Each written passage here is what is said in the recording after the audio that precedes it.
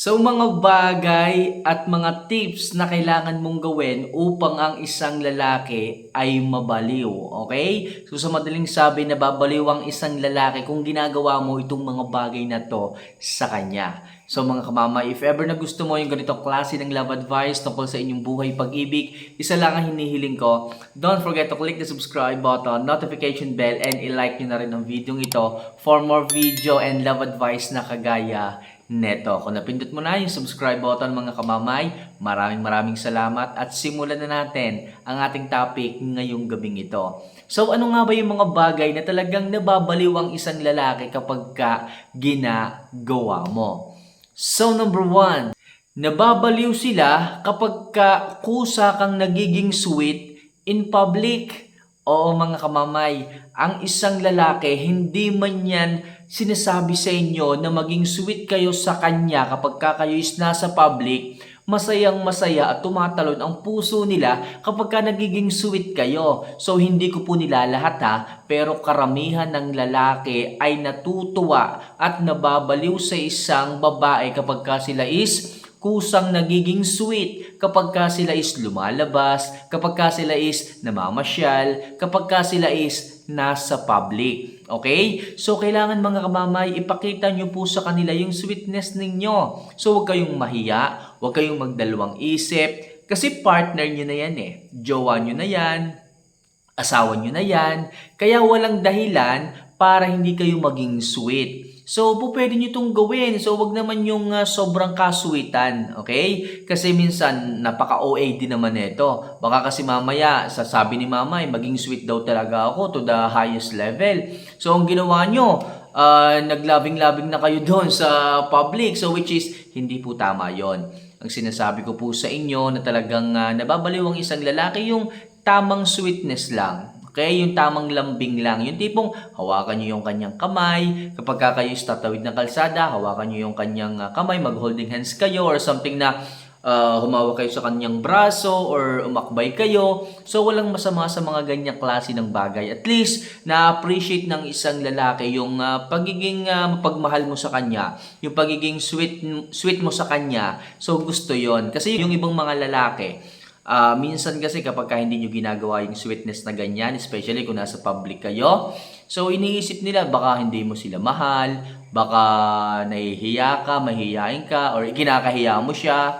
So maaaring isipin nyo ng isang lalaki na talagang po pwedeng sa isang part o sa isang banda, maging sad yung lalaki, sabihin niya, grabe naman tong asawa ko na to, asawa ko na nga, pero hindi pa ako okay nilalambing, or hindi pa siya nagiging sweet in public. Ano ba naman yung hawak kamay kami na nga lang dalawa, pero ayaw pang gawin.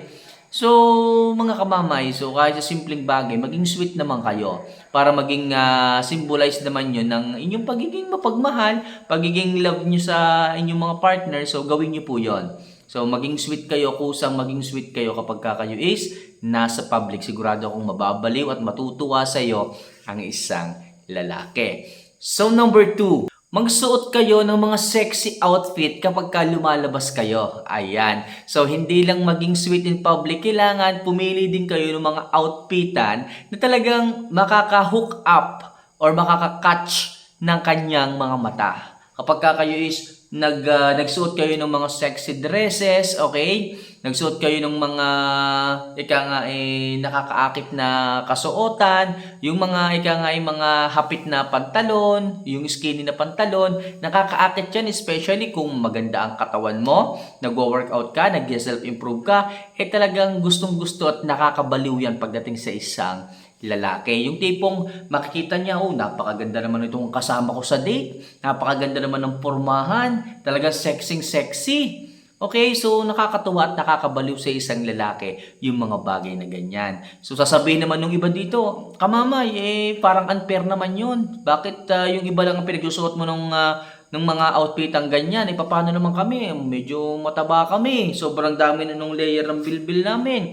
Paano kami magsusuot ng mga sexy outfit? Baka magmukha kami yung suman sa ganyan. So alam nyo mga kamamay, may mga bagay din namang binabagayan kahit medyo chubby kayo, kahit mataba kayo. Magsuot kayo ng mga alam nyong bumabagay pa rin sa inyo kahit mataba kayo. Okay, hindi naman pag sinabing fitted na damit, pantalon, yun na talaga yung sexy pagdating sa isang babae. Hindi po, pwede kayong magsuot din ng mga fashion dress na talagang bumabagay din sa inyo. Okay, pumunta kayo sa sa bilihan ng mga damit, okay? So meron dong mga manikin, meron dong mga estatwa na kita nyo, matataba sila, malalaki yung kanilang katawan, pero yung suot nila, bumabagay. Okay? Nasa fashion din po kasi yan minsan kahit mataba ka, pag nagsuot ka ng ganitong klase ng damit, nakaka-attract pa rin. So, wag kayong mahiya or wag kayong mainggit kung may mga sexy man tayong mga subscribers dito.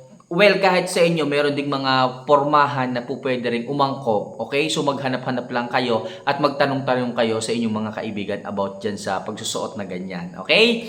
So, sigurado ako mga kamamay kapag nagsuot kayo ng mga sexy outfit na ganyan pagdating sa public or kapag lumalabas kayo, mababaliw sa iyo ang isang lalaki. Talagang hindi siya magsasawang tingnan ka ng tingnan.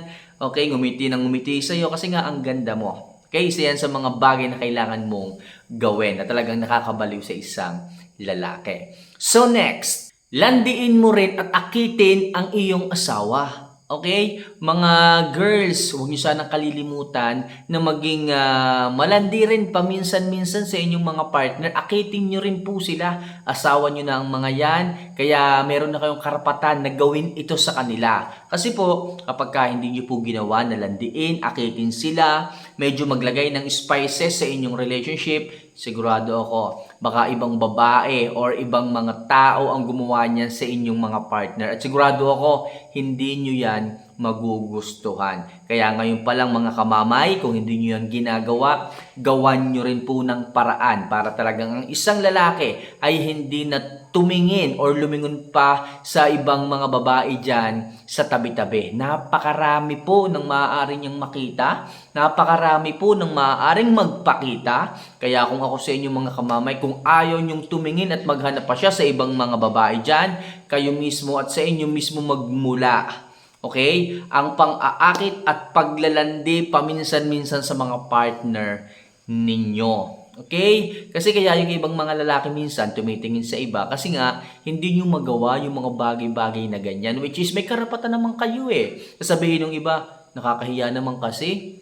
Okay, parang nahihiya akong gawin, simulan, paano ba sisimulan to? So, madali lang naman mga kamamay di ba? Nung nag-start kayong magpaligaw, alam nyo na siguro yung galawan, nilalandi-landi na kayo ng partner ninyo nung nililigaw-ligawan kayo. Ulitin nyo lang yun mga kamamay at sigurado ako, mag-i-enjoy rin yung partner ninyo.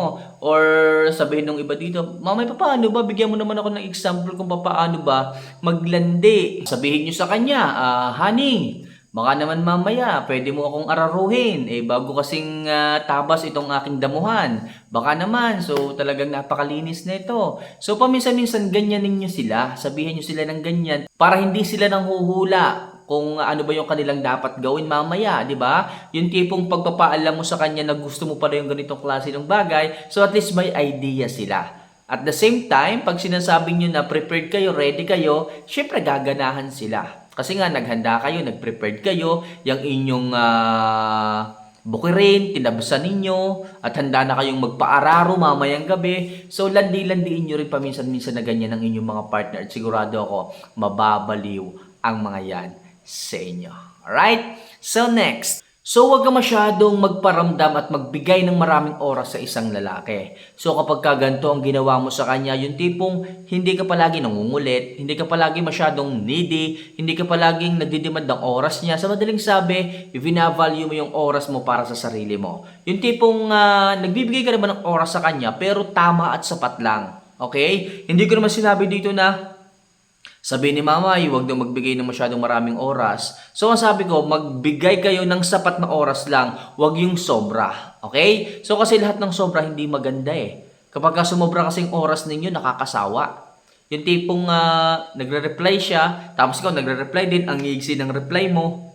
Tapos tawag siya ng tawag or tawag ka ng tawag sa kanya, kahit wala na kayong usapan, wala na kayong topic, nangungulit ka pa rin, nakakasawa yung ganyan. At kapag nagsawa ang isang lalaki sa inyo, lagi kayong kulit ng kulit, tawag ng tawag, diyan nagkakaroon sila ng pagkakataong mambabae, humanap ng iba. Kasi wala na kayong mapag-usapan naboring na sila sa inyong buhay, sa inyong relasyon.